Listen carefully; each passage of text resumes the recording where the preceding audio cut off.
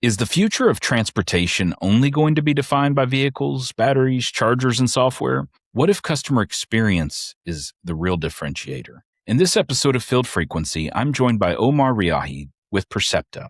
Percepta is a company that sits behind some of the biggest automotive brands in the world and touches the entire customer journey from vehicle purchase through charging, ownership, support, and beyond. We explore why transportation is becoming a connected digital ecosystem. We talk about how software-defined vehicles are changing driver behavior, how charging can become frictionless, and what the future looks like when vehicles, infrastructure, commerce, and autonomy are all working together. This is a conversation about where mobility is headed, and it goes beyond the headlines. Let's get into it.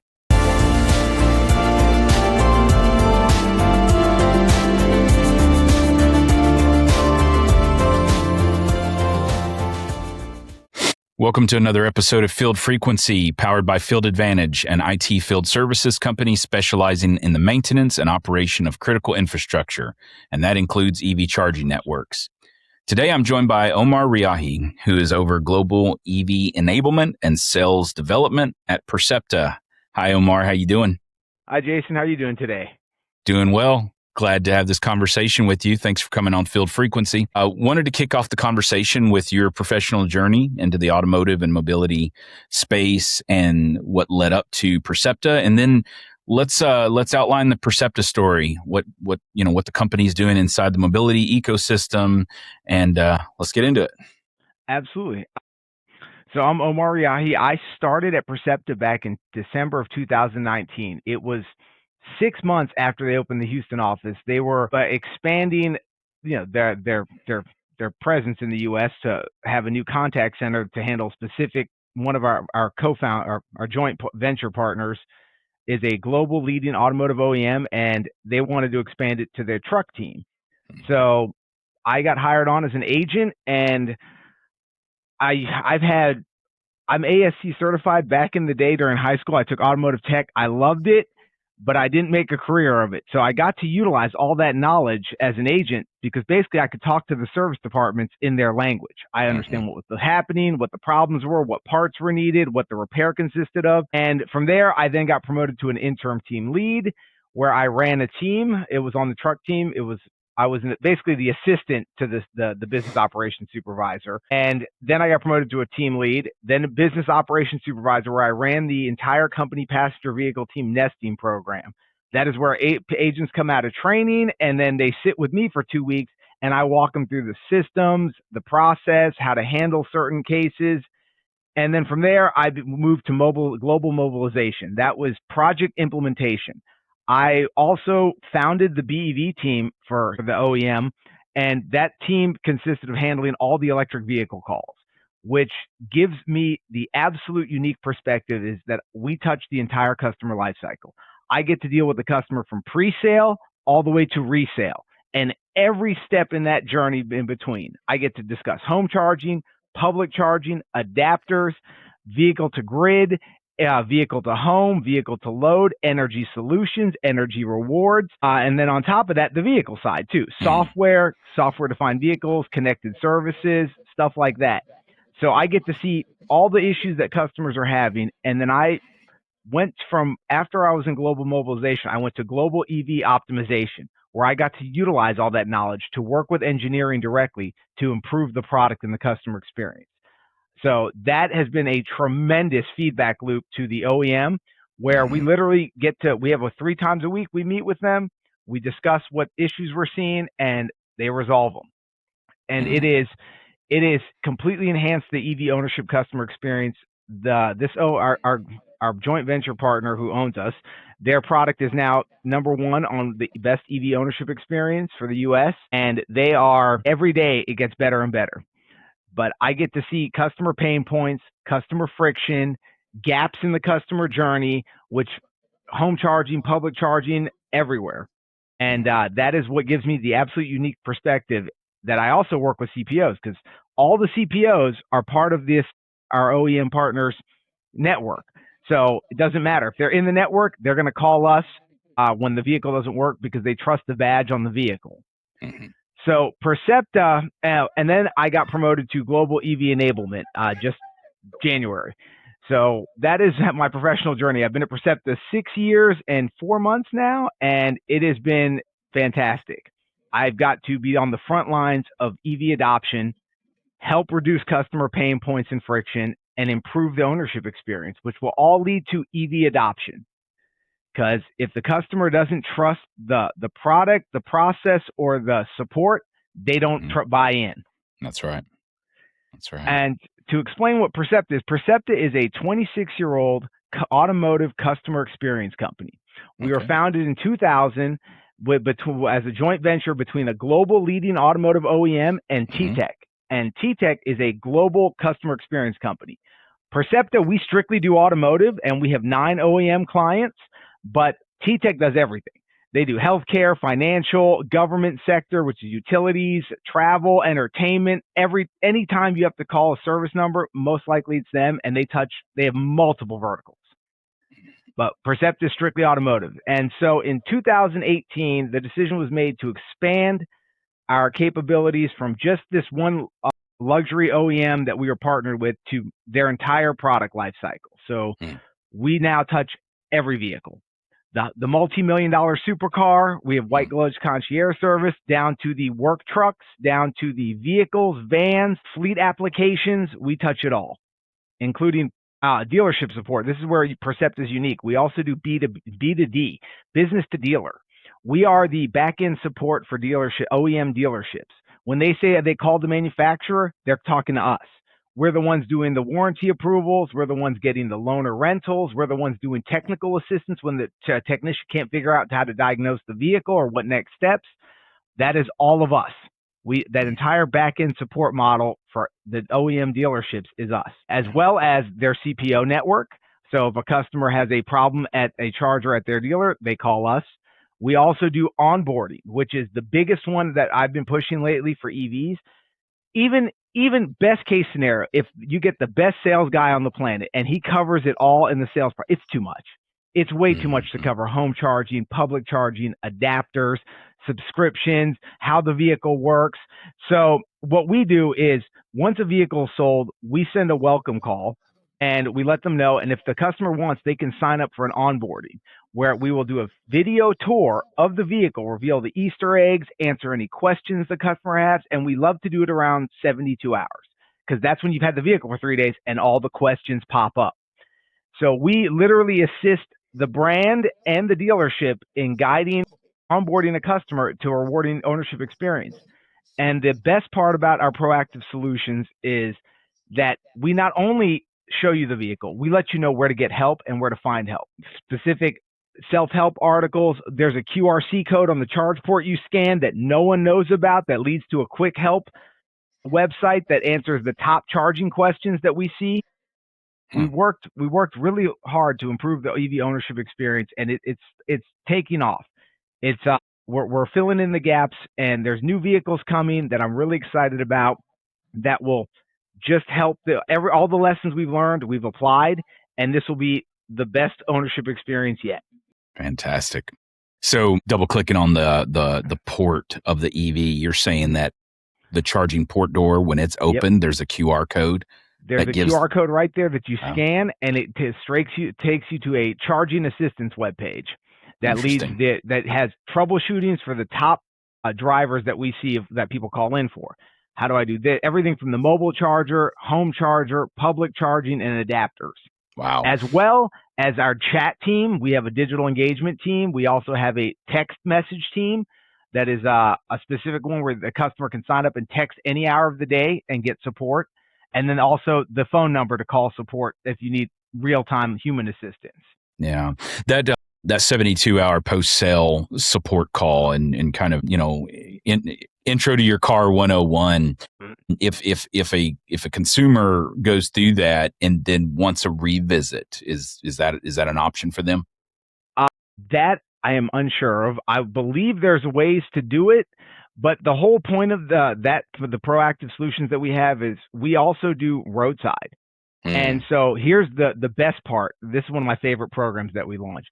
You have a check engine light on your vehicle. We will call you and say, hey, do you need assistance? We can schedule an appointment at the dealer. We'll get you in and get it resolved. Also, if your vehicle is towed, We will we will call you within 24 hours and see if you need assistance from the manufacturer. This all improves the customer experience, shows the customer that we support them, and makes a rewarding ownership experience. You don't have to contact them. We contact you. Omar, in the last 7, 8 minutes, you have touched on so many value propositions that Percepta is doing. And it's almost like Percepta is that brand behind the brand, leading the consumer to a successful experience in vehicle ownership, e-mobility, or connected vehicle ownership. You touched on subscription. You touched on different aspects that the customer themselves doesn't understand, because it's almost like it's like moving from a PC to a Mac. You've got a whole new learning curve to go through. All the muscle memory and the buttons and the keyboard, it's all relearning. And so to me, it sounds like this is a response to how the market is misunderstood where customer experiences role in transportation technology, because this is what you're talking about. You're talking about transportation technology that's come together. And so what do you think, Omar? You've been on the front lines, you've seen all of this, you've developed these programs and these paths to educating the consumer. Where is the market missing it or misunderstanding about the needs of that customer? There's several things. I'm going to start with my favorite quote from Steve Jobs. You first design the customer experience and work your way back to the technology. We don't do that. We've been working on that. It's not just us. It's most people. What they do is they design the technology and then try to have the customer adapt to it. Now, if you apply this to public charging, look how many different processes there are per CPO, per charger. This one requires you to initiate the charger first, then plug in. This one requires you to plug in, then initiate the charger. This one requires you to scan the payment terminal before you do it. This one does it through the app. That fragmented customer journey is the biggest pain point. We need to make the EV charging experience frictionless, and that entails, and the comparison and the litmus test and metric I love to hold people accountable to is it has to be as simple as gasoline. It is the exact same process anywhere on the planet to put gasoline or diesel in a vehicle. The only differentiation is it diesel or is it gas? Yes, there's a degree of error there, but that's it. That's simple. That simple. And we are getting there with plug and charge being enabled on the networks, even roaming, EMSPs. That is improving the experience. But we still need to make it frictionless and simple. And I love to tell the CEOs of charge point operators when I talk to them, if I cannot explain your process to my grandmother, we failed. It's that simple. If I cannot get explain to my grandmother on the phone how to charge an EV, we failed.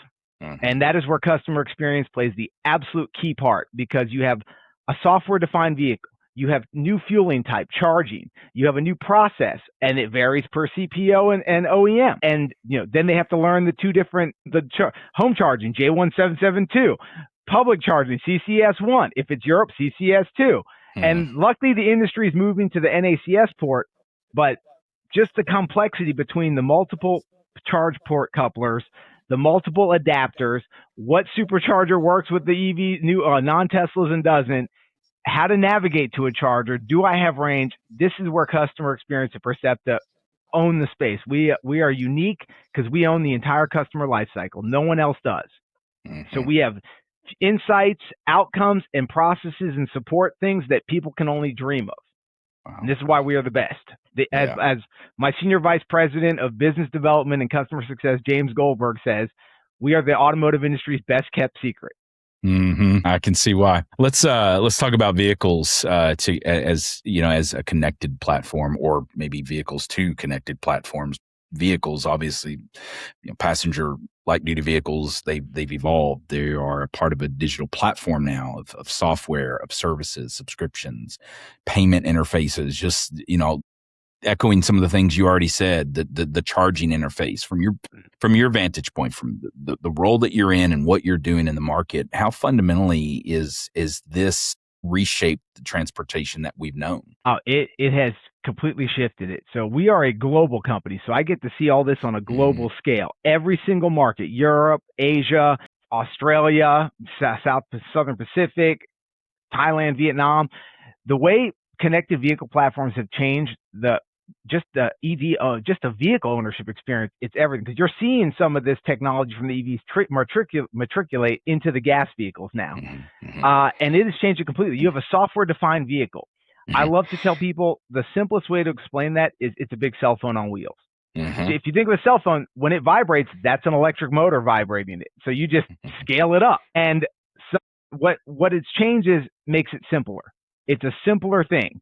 So perfect example I love is over-the-air updates. Your vehicle now will get continuous over-the-air updates for updates, product relevance. You can make software patches. The vehicle can now be fixed in your garage while you sleep, while it gets an update overnight. No longer do you have to schedule an appointment at the dealer and bring it in. Some require, sometimes it does, but most of the time, the small things where my vehicle, I have a Mustang Mach-E. I keep getting little infotainment updates. They changed the icon on my dashboard. They enhanced the view of the vehicle. They added some more detail. They put some cool graphics in there. These are things that enhance the product over time. And being a software-defined vehicle, it also opens up subscriptions to new technologies never heard of. I love my Blue Cruise. It is my favorite. It's self-driving on pre-mapped highways, which I live in Houston. I don't deal with traffic anymore. I love it. I turn on Blue Cruise and it does that, frees the mental load of creeping through Houston traffic, which in case no one's been to Houston, Google Maps turns shades of red. You didn't even know. There's a cranberry color after red. So it creeps through there and I just get to sit there and relax. These are all things that were not possible until software-defined vehicles came around. For those that are unfamiliar with the product that you're referencing, what is the vehicle that you drive? I drive a 2024 Mustang Mach-E, and it's a Ford vehicle. So I get full access to the Blue Oval Charge network which gives me all the major charge point operators. I can pay for it through the app to one credit card in my Ford.com wallet. I then also have the entire software suite of subscriptions. And one of the ones I pay for is Blue Cruise, and it works on pre-mapped highways, and it is the best thing I've ever had in my life. Once I had it, I couldn't live without it because it handles the traffic, it drives. It is not full autonomous driving like Tesla's FSD. It is level 2 autonomy, which is hands-free, because the way autonomous driving works is level 1, level 2, level 3, level 4. It works as hands off, eyes off, mind off are the scales. Wow. So mine is just hands off. So I still got to pay attention. It monitors to make sure. It complains to me if I touch the radio saying, hey, watch the road. But it is the greatest thing I've experienced. And that changes everything, as well as some of the other things that EVs can do is if I plan a route, let's say I'm going across Texas, it will locate charge points along the way for me to stop at. And I utilize not just the tools in my in-screen navigation, I also utilize Matthew Teskey's ChargeWay app because I love it. It is fantastic. What I love about his app is it's simple, easy to understand, and it lets me set a charge estimate when I get there. So if I want to put a buffer in case, the charger might be broken or something, I can set it to that, and the equation and algorithm will account for that. So I arrive with that state of charge. Yeah.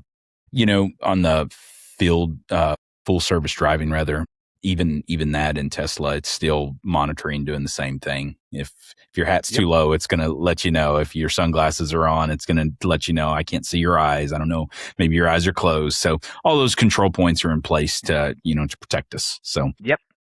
Yeah, all good. Doesn't sound like the Mach-E has is any less than the Ford full self-driving or the FSD for Tesla. It sounds like the same. It only works on highways that are pre-mapped, and it doesn't work in the rain for safety. And then also, if it doesn't think it can navigate certain curves, it will make me take control. So it's fantastic. Like if it's a sharp corner, it'll say, nope, you take it just in case.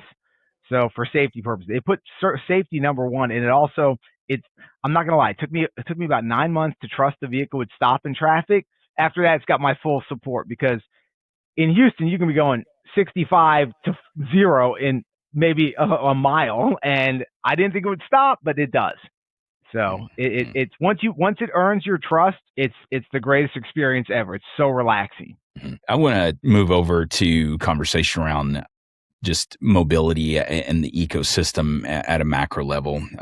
and kind of citing the branding, because obviously, like what you were referring, you quoted your leadership as saying that industry's best kept secret. Kind of tapping into that and understanding where Percepta is bringing value into the evolution of mobility. We can look at brands like Chick-fil-A or others that have an operational excellency to them, an operational efficiency to them, customer simplicity. You have kind of the same experience every time you go to Chick-fil-A.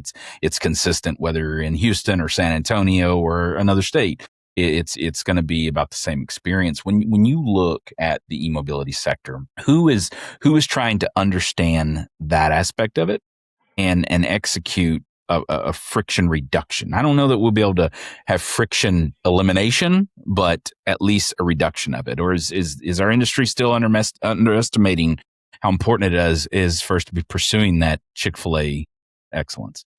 So from the charge point operators, they are working on reducing friction. Most all of them are enabling plug-in charge, which is a massive friction reduction. You don't have to deal with apps, payment terminals. You just plug it in and it bills. The e-roaming, also friction reduction. I'm a Lean Six Sigma black belt, so I love to optimize, reduce pain points, and eliminate friction. And the best one, the reason why I love to use Chick-fil-A is such a great experience for customer loyalty and ownership experience, customer experience, is when I'm sitting there and I'm ordering, I look at how optimized their drive-through is. They have someone up front with the simple soft skills. Please, how's your day? Thank you. Those little soft skills equate to rewarding a customer experience. Then also, if they make a mistake, it's instantaneous. They apologize, they fix it, and it goes. They move through. And then if you look at the numbers backing up Chick-fil-A, so I found out that they hired the Ritz-Carlton to build their ownership experience. They hired the world standard to do it, and it paid off because they are making 20% margin per location, only open 6 days a week with a smaller, only U.S. footprint compared to their competition, who generally puts about 8%. And you can go to their competition and it's not the same experience. And that customer experience is driving not only loyalty, but revenue, because it's easy, it's fast, it's optimized, they're friendly. They're out there in the rain, so you don't get wet. They're in their little tents. I don't know if you've seen the little bubbles. I saw that the other day. But when you put customer experience first, and it basically it equates to a healthy ROI. Customer experience equates to customer loyalty, which equates to revenue, which equates to ROI. That's how it works out. And the companies that prioritize that, CPOs are getting there. They're working step by step. There's a lot to overcome, but the charging industry is only 10 years old, so they're making milestones at incredible leaps and bounds. For the EV side, the vehicle side, they're also improving really quickly too. And the lessons learned, they are not applying it the way they did with ICE vehicles. They're not waiting for, to get enough data from the field to then fix it. They're doing it in real time. They're looking at the data, they're getting feedback, identifying trends, and then writing the OTA and pushing it out. And that is how everyone's working towards a better customer experience, because a happy customer is a loyal customer. And if we can take the friction out of that experience, the happier they are. You just want it to work. You want it to be easy. You want it to be intuitive. Those are the three things that customers ask for. And once you do that, customer experience becomes infrastructure. It becomes not CapEx, but OpEx, because it will equate to a healthy ROI when you start prioritizing the customer experience in your ownership experience. Now, kind of double clicking on your comments around all CPOs moving toward or in offering now plug and charge. CPOs, retailers, auto OEMs are all building these membership ecosystems around mobility to help. Well, obviously it's twofold. It's stickiness to the customer, but also the reduction of that friction point, like you were talking about, the elimination of credit card terminals for plug in lieu of plug and charge. At the same time, it seems like vehicles are becoming a gateway into commerce and customer engagement, like what you were talking about. You delight the customer, they're going to return. So you delighting them on the front end is going to drive your longer term ROI. And so vehicles are becoming that gateway into commerce and customer engagements. So to that end, how competitive does that ecosystem layer become when we look at what it could be over the next 3 years, 5 years? What's the blue sky around all of that? The blue sky. So there's two different ones. We do retail and fleet, and they both have different ROIs. But I'll Okay. start with retail first. All So right. by building mobility membership programs, brand loyalty, like Iona launching their OEM discount for specific vehicle manufacturers to charge there, Mm-hmm. their gift cards. These are all fantastic things because not only do they drive loyalty, they'll customers will go out of their way, but all of that comes into the ownership experience. It has to work. Reliability is the number one metric, and the industry standard for this is Tesla. They run at 99.997% uptime, and if I looked at the data for the holiday, Thanksgiving, Christmas, the lion's share of charging went to Tesla. And I had to do the 5 whys process from this. Why? Mm-hmm. So the first process is it's reliability. It's going to work. Second is if I've got my kids and family in the car, I want that charger to work because I'm on my way to someone's house. Mm-hmm. I don't have time to mess with all these problems and troubleshoot, get on the line with support. So by making it frictionless and reliable, frictionless equals reliability when it comes to charging. Mm-hmm. And from an ownership experience, the more frictionless I make it, the better and the more happier I am as a customer. Because how many times have you ever, if you look at the industry charging standard of right now, I think we're at 93.5%, which is milestones from 2 years ago where it was at 70. If you did the math at 70%, that means when you went to a gas, if you applied it to gasoline, that means 1 out of 4 pumps didn't work. So there'd be riots in the street. So we're getting there better, but mobility memberships and experience for the ownership, it touches every part of the journey. So by being loyal to a brand, they reward you. And by making the ecosystem and ownership experience frictionless, the companies get ROI out of it. And that is the simplest way to put it. So it gets competitive by pricing.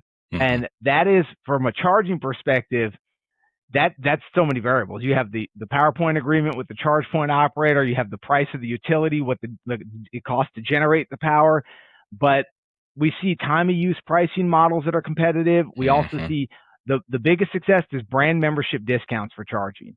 Those are extremely competitive. You get a discounted kilowatt rate because you pay a monthly subscription, which drives utilization to your charge points. Because customers will drive out of their way to go to that charger because they pay a subscription because they get a discounted rate.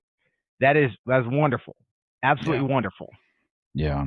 To kind of flesh that out for those that are listening, it's the Volkswagen vehicle that has subsidized cost or reduced rate costs at an Electrify America site versus a Chevy Bolt that might be charging there because of OEM and CPO partnership is maybe I'm oversimplifying it, but essentially that's what you're saying, and that's the OEM finding a way to bring comfort and a sense of security, reduce, range anxiety for the operator, for the owner, for the driver, but then also for the CPO, it's driving utilization up for them. So you were breaking your answer up into 2 parts. There was the retail and so I don't want to interrupt you.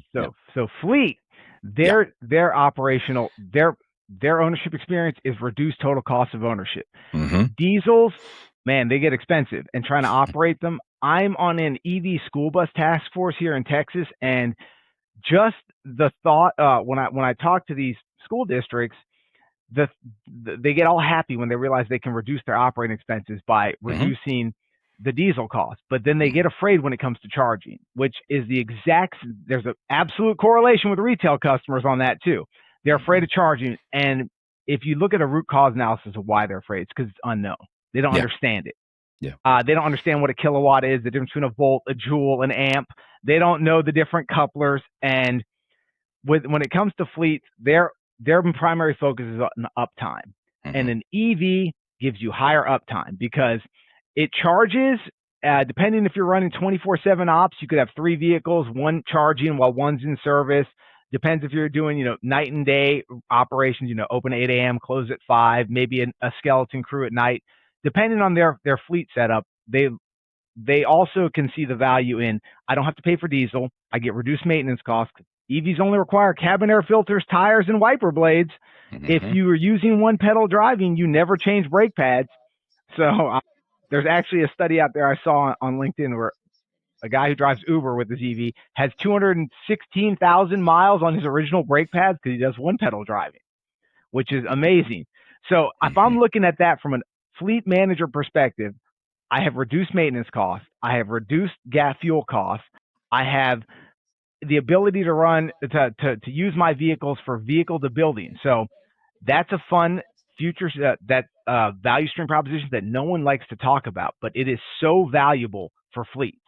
It is where you can use your fleet to power your business or building to keep it operational in a power outage storm. You can also put vehicle to grid, where your fleet that's not being used, your backup fleet, can be used to make money by putting power back on the grid during high demand times. And for the value proposition for EV school buses that I found out when I was talking to someone was they can use the school bus to power schools as emergency storm shelters in storm situations. So even if they don't have enough diesel gas to last a week, they can use the school bus fleet to power it and keep power on. Or in Texas, cooling centers, because it gets hot here in August. So it does.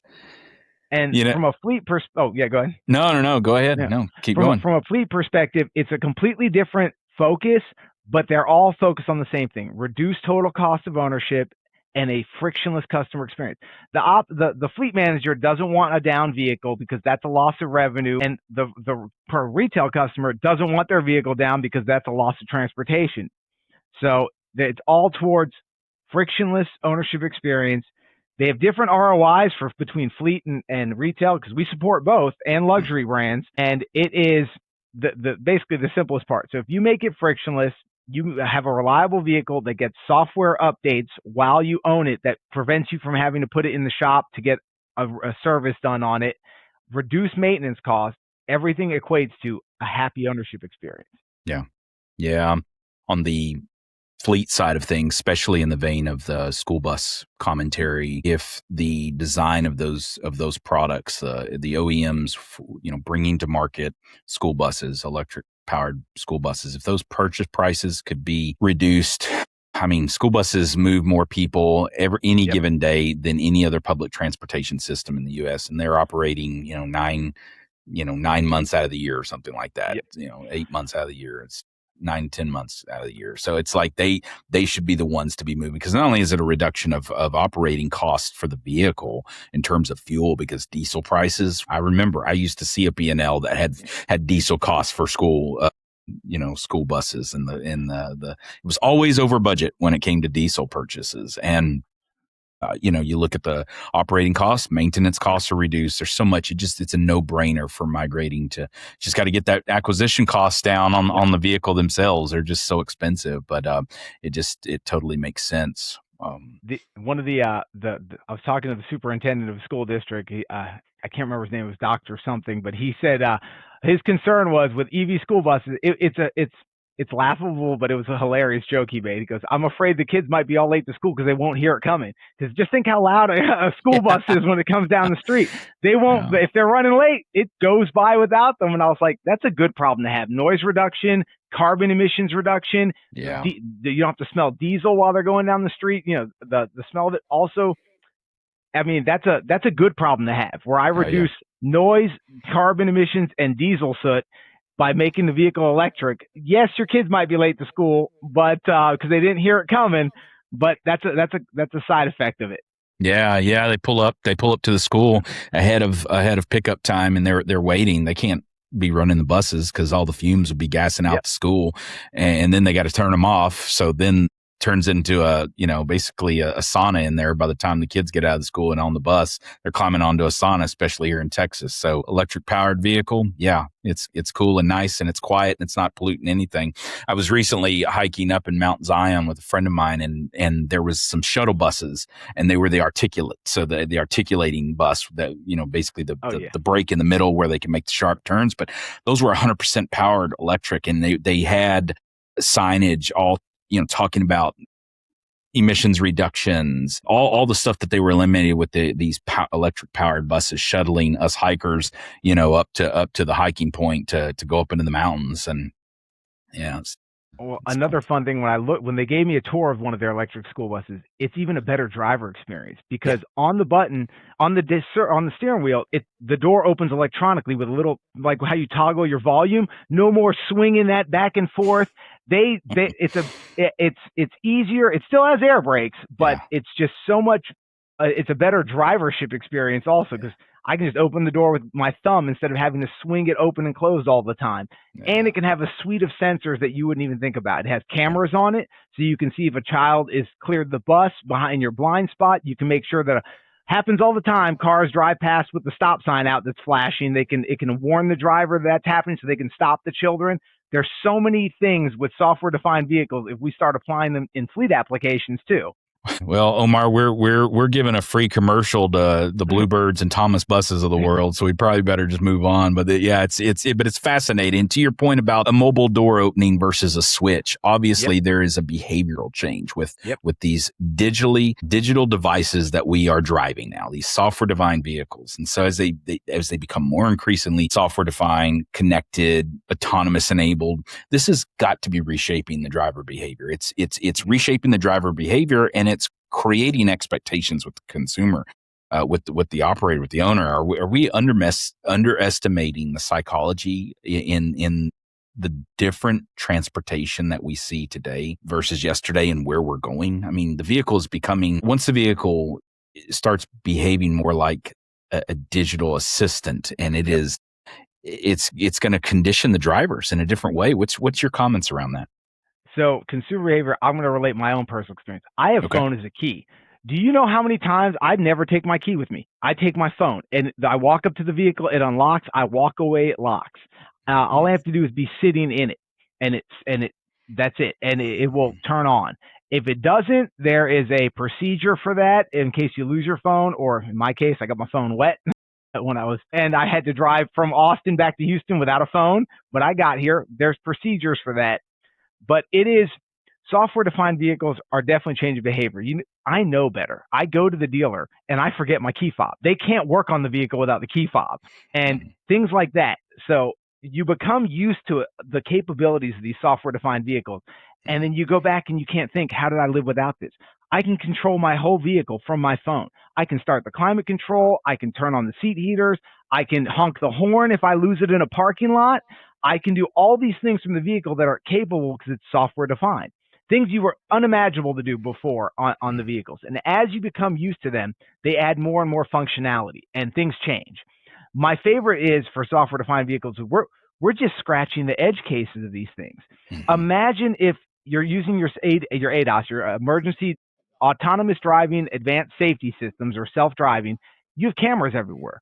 Why? Those cameras are scanning the road constantly. Let's say you run over a pothole.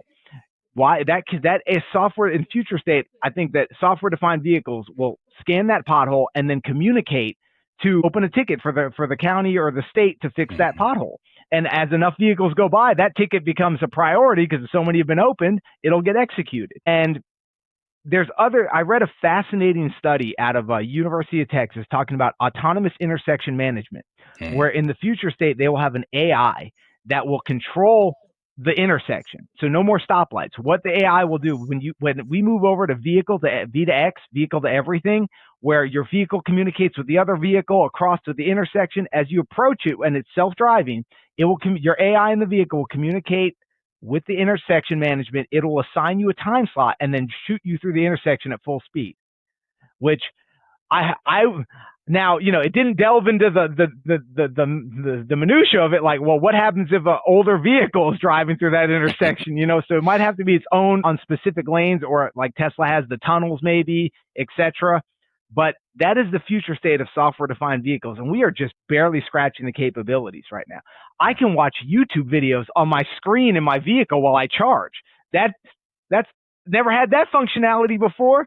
You can pair Alexa with the vehicle, and when you get an Amazon package or you're driving home your vehicle's driving you home, and you think, hey, I need to order something, Alexa will order it from Amazon for you because you can tell it. It can find you tickets. For if you want to go to a show, you can ask it a question and it will search for, if you're looking for a specific restaurant, then navigate you there. These are all functionalities that were only capable through a software-defined vehicle. And it changes not only the ownership experience, it also is what we get calls on this every day on how do I do this, payment problems, etc. But once you have something, it's hard to take it back. There's many case studies with subscriptions where OEMs had a feature that was free, and then on the next model they charged a subscription, and the customers revolted. But software-defined vehicles are completely changing everything about not only EV ownership experience, but just transportation. On the fleet side, you get telematics, and telematics is a game changer. You can get driver coaching logs. You can geofence a vehicle into a specific area or route. You can find out if the vehicle was speeding, how many G-forces it took there. So all that improves driver safety. The coaching logs are used to coach the driver back. Like, here was an incident, what happened. They also are wired to dash cams, so they can see stuff now. This is all capabilities that didn't exist before software-defined vehicles. Now, they do have these on ICE vehicles, but generally it's its own module. This is now built into the vehicle. Another example is insurance rates. Tesla Insurance, they use real-time data feed from the vehicle to adjust your insurance rate. So as you drive slowly and use self-driving, in fact, I saw a promotion. Tesla now gives a 50% discount if you use Tesla Insurance and have FSD, because the autonomous driving is so much safer. So that is how software-defined vehicles are going to completely change the ecosystem, the ownership expectation, transportation, and just your life. I mean, just imagine how simple that is. Well, we've talked a lot about the vehicle feature sets. I'd like to pivot to the charging infrastructure side of things. I'd like to talk about it from two perspectives. One is the retail side, and then fleet electrification as it relates to how fleets are converting to electric powered vehicles and what charging looks like, whether you're talking about depot or the driver takes the car home. But charging needs to become invisible, essentially, and that's saying a lot in that statement. A lot of consumers still view charging as a complicated, disruptive, time-consuming process that it's a deterrent in and of itself. And so, long term, do you think that the industry wins by making it faster or by making it psychologically disappear? And that kind of goes back to some of the things we've already been talking about. But it's not a process. It disappears and becomes it moves into the background of everyday life. And if comments on that. I have a completely different perspective on it. It doesn't need to become invisible. It needs to become available. That's it. I'm talking parking lot charging, office building charging. The biggest pain point we have right now is multifamily residential. 80% of all charging is done at home. For me, I come home, plug my vehicle in, it charges. I can set a charge schedule for when I want it to charge at my lowest energy rate or a specific window. But if charging becomes available, it becomes frictionless and invisible. If I pull up to a retailer and they have DC fast charging there, that's fast if I want to get in and out. Perfect example, my grocery store has a free DCFC, which it's very slow. It's only 60 kilowatt, but perfect timing. 45 minutes, I'm in and out. Yeah. Now, they also have level 2. So if I want to sit there and go to dinner, I can hook up to a level 2. Charging needs to become ubiquitous, available everywhere, and everyone benefits by that. Businesses get ROIs from dwell time, because if you're going to be there for a while, think about the mall. If they had one-to-one charging in the spots, and these are all EVs, those people are guaranteed to be there for at least 2 hours. So that equates to sales. And for multifamily residential, I co-authored a book on EV charging for apartments and businesses, and it lays out all the different aspects of it. In my research, most apartments are owned 100, 500 units are owned by small LLCs, not gigantic REITs or giant national corporations that have the capital to expand charging for 1-to-1 ratios per spot. So they use level 2 pillars with assigned charging rotations. Ideally, it should be a simple NEMA 1415 low voltage 120 outlet that does 3.3 kilowatts, because you come home, you plug in, and it charges overnight. And that gives you more than enough range. Or NEMA 1415, which some of them do payment terminals, but doing that is a low-cost solution for multifamily residential where you can get every spot wired up, but you lose the benefits of bidirectional charging. It's a little more expensive to put a bidirectional charger with your EV, because most all EVs coming pretty soon will all be bidirectional. And you could power it depending on how the complex is metered. If it's master metered, it won't work. But if it's sub-metered, like your unit gets your own bill instead of a power bill distributed across the entire complex, you can use your vehicle to load shed half your energy bill. I can use it to power my dryer, my dishwasher, my AC, and cut my energy usage in half. Now, other benefits for the complex would be, imagine for an outage, a hurricane hits Houston. I can use the EVs in the parking lot to power the complex until power is restored. And that is the benefits of it. But until charging is everywhere, where I can drive to my office, plug in and charge, where I can drive to a grocery store, plug in and charge, where I can come home and charge, and that whether that be a house or multifamily residential, it won't feel invisible because you are hunting and searching for these chargers. Yeah. Just think about it from a gas perspective. No one thinks about where am I going to go fill up. Nobody. Maybe in Texas we stop, where's the nearest Buc-ee's, but that's about it. No one goes and like, okay, does that part of town have a gas station? No, because it's everywhere. So once charging becomes available and everywhere, it becomes invisible, just like gasoline. No one thinks about it. There's a gas station on every corner. The only thing you search for is the price difference and the best deal. That's it.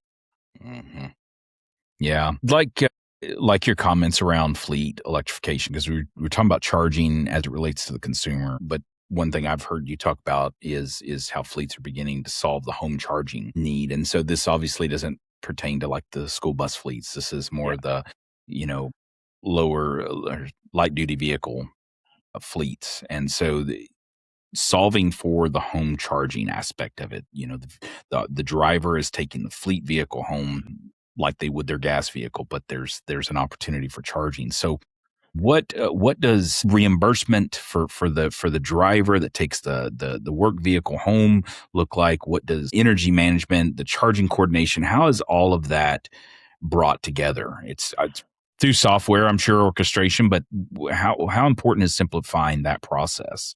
So there's several solutions out there already exist. So what happens is, let's say I go work for, let's just use an energy company. They give me a work truck that's electric. They will come and install a charger at my house. Now, there's two options there. They could sub-meter it where it has its own meter, if that's allowed. If not, what they do is there's the company, for example, if this vehicle is a fleet vehicle and is using our OEM owner's telematics stuff, it will tell you the charging, and then they can calculate the price per kilowatt and reimburse the paycheck of the employee. There's other solutions out there like Move EV. They're one of my favorites. With if you guys are interested in this, Chris Lamone from Move EV has a wonderful solution. What they do is they take the energy bills, analyze it, and then it calculates. It's software that calculates how much the energy was used to charge a vehicle, and then they credit back the employee, and the business gets a transaction record to deduct it as a tax expense. So same with the telematics software. There's more than one solution out there for this, but generally it always involves a company installed home charger, which means because it's their vehicle, the charger and the vehicle they go hand in hand. You can't have one without the other. And many, many solutions exist currently. It could be as simple as, here's my energy bill, here's the time I charged, because you can look in my app at least, or on a fleet management dashboard, and see how many kilowatts that vehicle received. And then you can calculate it by the price per kilowatt based on your employee's energy bill, and they can credit back their check and then take a tax deduction for that. There's lots of solutions. It's for everything from good old fashioned slow Excel sheet accounting to software managed systems that will do it for you and deduct it and cut the check and deposit the balance on the employee's check or card. There's so many solutions out there. There's also similar to for fleet, for when they're public space, they can have a fleet charging card, very similar to exactly like a fuel card. Or instead of having to put it on the company card, they get a card dedicated for charging credits. The EU uses this with RFID more than the US. So they can just come up to any charger because they're all RFID enabled, scan it. It bills the card, and that's a write-off when let's say they're out on their route and they need to top off to get to the next person, or they're at lunch and they have a charger there, they can top off while they're there. So fleet does manage charging differently, but there's many solutions out there to reimburse for fleet vehicles that get taken home. But it all starts with a company installed charger, or the employee installs it and they reimburse him, and the vehicle, of course. So you can manage the fleet home charger just like a retail home charger. Time windows for scheduled charge times, departure times, so the vehicle's preconditioned and ready to go when you leave every day at 8. It can be heated or cooled through preconditioning, and not many people know that. You can cool a vehicle too. So it is the best solution I've seen out there so far is Move EVs, as well as the OEM's telematics system through fleet management. They have a fleet management portal. Yeah. Well, Omar, this has been a good conversation. I feel like we could probably just keep going. There's other things I wanted to talk to you about. One of the things I was going to ask you was about, kind of the end state of connected mobility. You were just actually speaking to it right then and there. But, I was going to say, as we close out this conversation, we fast forward to a time of maturation where the software-defined vehicle and the integrated commerce and the membership and the charging ecosystems, they've all come together. What does that transportation experience look like and feel like for the average person? Again, let's take it out, even to the example of the potholes and the managed intersection travel. Like, what's the blue sky around that? Just kind of forecast it for us. I'll be happy to. I love talking about this one. So currently, the law of diffusion of innovation shows an adoption S-curve. The U.S. is still in the early adopter phase, but we look at China, Norway, Sweden, Denmark. Norway is the first country on earth to hit 98.3% adoption, followed by Nepal. Nepal came out of nowhere this year. They're at 76% because they import. They're next to China, so they get a lot of EVs. They have to import all their fuel, and they put charging everywhere.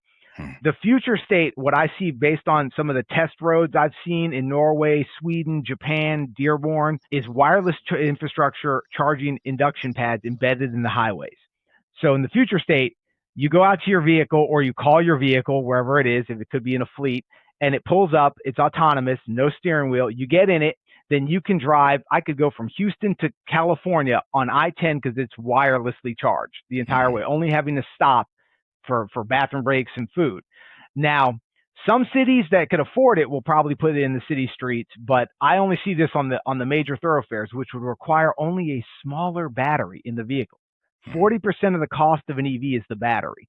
So everyone wants that one, that they try to buy an EV for that one edge case. I drive 900 miles once a year, towing a boat and a trailer, etc. So that requires a big battery.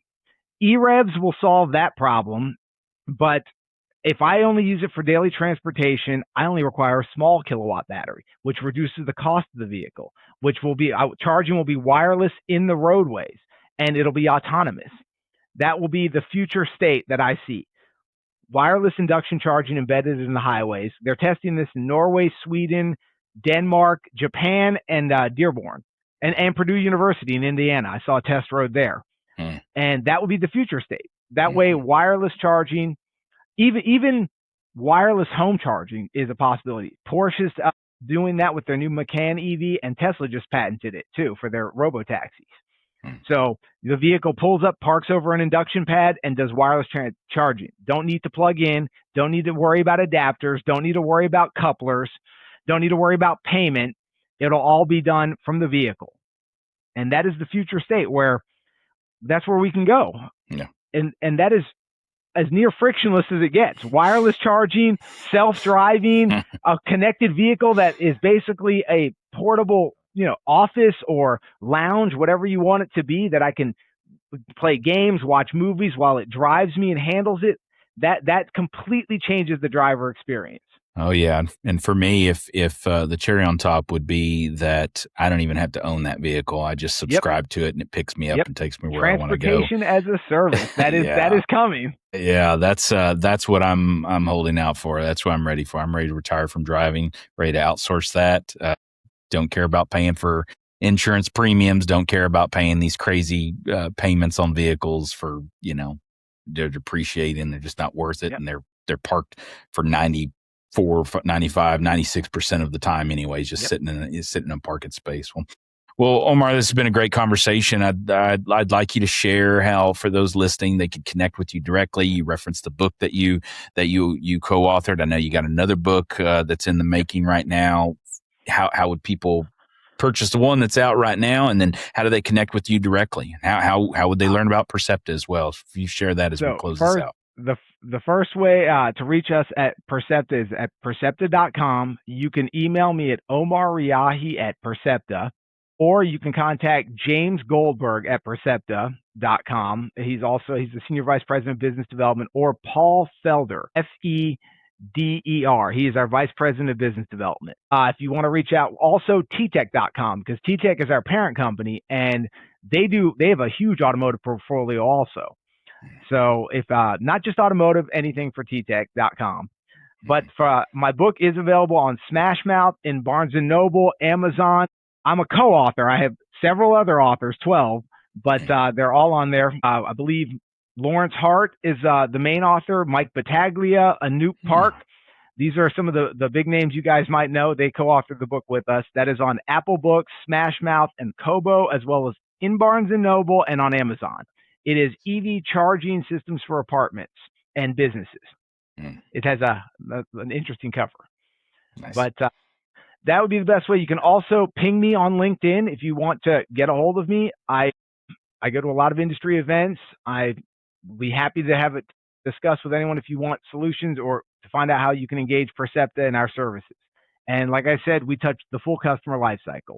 Presale to resale, public charging, home charging, energy services, energy solutions, as well as adapters. And we also do ICE vehicles too, and fleet and luxury white glove retail.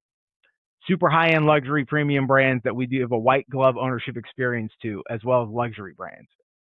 And one global rental agency we support. Nice. Omar, thanks for coming on Field Frequency. It was a pleasure to have you. Absolutely. Thank you, Jason, for having me. This episode was produced and edited by the team at Autozy. To find out more, visit autozy.co, AUTOZY.co.